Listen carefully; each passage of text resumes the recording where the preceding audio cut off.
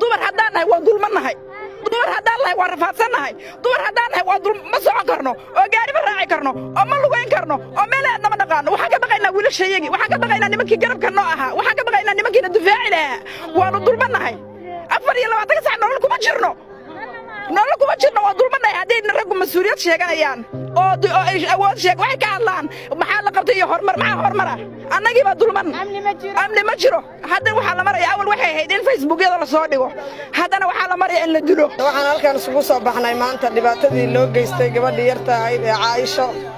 ranaantii gabdho badan baa loo geystay dhibaatooyinkaas ma ahan Caaisho kaliya waxa sidaas sameynayana waa dhalinyaro iyo mataqaanaa rag dhibaatooyinka keenaya waxa dhibka naga qaban karana waa rag waxaan leenahay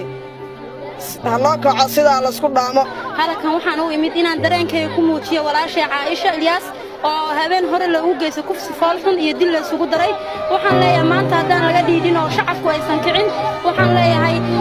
dareenkeena annaga ayay bari ugu dhici kartaa waxaan doonaynaa madaxweynaha cusub iyo ku-xigeenkiisa inuu gaalkacyo amni sugan ku qabtaa waa inaan xorriyad ku noolaanaa waa in Caaisho cadaaladda iyo kuwii kaleba la soo saaraa tiirka saas ayaan doonaynaa ciidamadii mashaarkii bay laayihiin waxay la shaqayn laayihiin nin dharagsan nin gaajaysan uma shaqayn karo ilaahay ka baqa ciidamada mashaarka hala siiyo ciidamada hala howlgeliyo waxaan ku gaalkacay waxay u baahan tahay amni degdeg ah haddaan amniga wax laga qaban waxa ma hagaagaya amniga in marka hore wax laga qabto amniga in la sugo gabdhii waxaan ku cadaalad in lagu xukumo xataa waxaan ku xabsiga kala maanta xukunka la ridayo in waxaan ku si xukun lagu rido xukunka maanta uma qabno qof dumar intii la qabsado la dilay in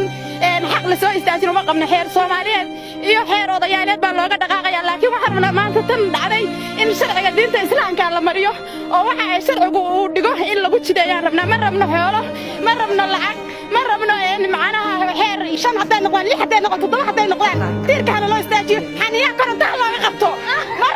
ma rabno saqir suuji ma doonayno wallahi ma doonayno maanta qorada waxa u taagan gabadha walaashay oo ka khiraada biyada ka musaanaa liga geysaya wallahi waxa leeyahay cadaaladda lagu dhaqmo waxaan leeyahay gabadha yarta waxa ma galabsan oo laga istaajiyaa waa ka naxsanaa rag iyo dumarna waxa qorraxda loo taagan yahay oo loo wada gurmanaya oo inay ilaahay